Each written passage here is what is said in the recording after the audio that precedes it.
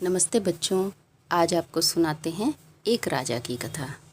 एक था राजा, वो अपने राजकोष के धन को अपने राज्य के विकास कार्यों में व्यय किया करता था। अपने राज्य के खेतों में काम करने वाले किसानों की आर्थिक सहायता किया करता था। अपनी शानो शौकत के लिए वो राजकोष का एक पैसा भी खर्च नहीं किया करता था। इस कारण उसका राज्य बहुत खुशहाल था। ऐसे प्रजावत्सल राजा को पाकर पूरी प्रजा प्रसन्न थी। एक बार उस राज्य में पड़ोसी राज्य से एक व्यापारी आया। उस व्यापारी के पास बड़े महंगे महंगे वस्त्र थे। वो व्यापारी हर राज्य में राजाओं और नगर सेठों के यहाँ जाता था, क्योंकि उसका महंगा सामान अमीर लोग ही खरीद सकते थे। साधारण लोग उसका सामान नहीं खरीद पाते थे, क्योंकि वो होता ही इतना महंगा था। इस व्यापारी ने राजा के महल में जाकर अपने कीमती वस्त्र दिखाने शुरू किए। ये शुद्ध रेशमी वस्त्र है, इस वस्त्र में सोने के तारों का काम है, इस वस्त्र में चांदी के तारों से कारीगरी की गई है। रानी को सभी वस्त्र बहुत पसंद आए, पर इतने महंगे दाम सुनकर राजा ने इनकार कर दिया। रानी बहुत निराश हुई। व्यापारी अपना सभी सामान समेटकर वहां से चला गया। कुछ ही दिन बाद रानी की एक सेविका उसी व्यापारी की शुद्ध रेशम वाली साड़ी पहनकर आई। रानी ने देखा तो वो पहचान गई कि ये साड़ी तो उस व्यापारी के ही पास थी।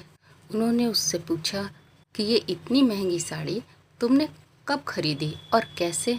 सेविका ने बताया कि हमारे नगर सेठ के यहाँ मैं काम करती हूँ। सेठानी ने उपहार में ये साड़ी मुझे दी है। रानी बोली, इतना महंगा उपहार?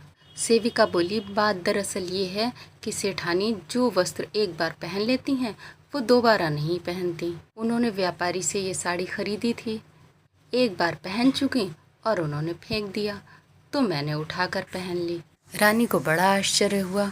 उन्होंने राजा को बताया कि हम नगर में इतने अमीर लोग हैं जो एक वस्त्र एक बार पहनने के बाद दोबारा पहनते नहीं हैं और अपने सेवकों में उन महंगे वस्त्रों को दान कर दिया करते हैं।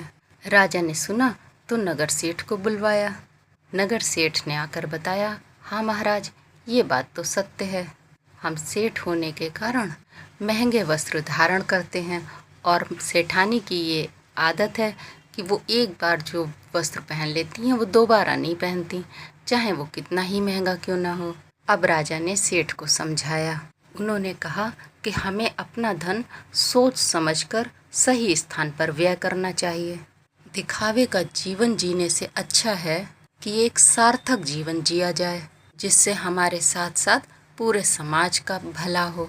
यदि आप अपना ये कीमती धन राज्य के विकास कार्यों में लगाएं, पशु पक्षियों की सेवा में लगाएं, खेतों में काम करने वाले छोटे किसानों की सहायता में लगाएं, तो आपका धन सही स्थान पर व्यय होगा और आपको बहुत से लोगों की दुआएं मिलेंगी और सभी लोग आपके गुणों की सराहना करेंगे।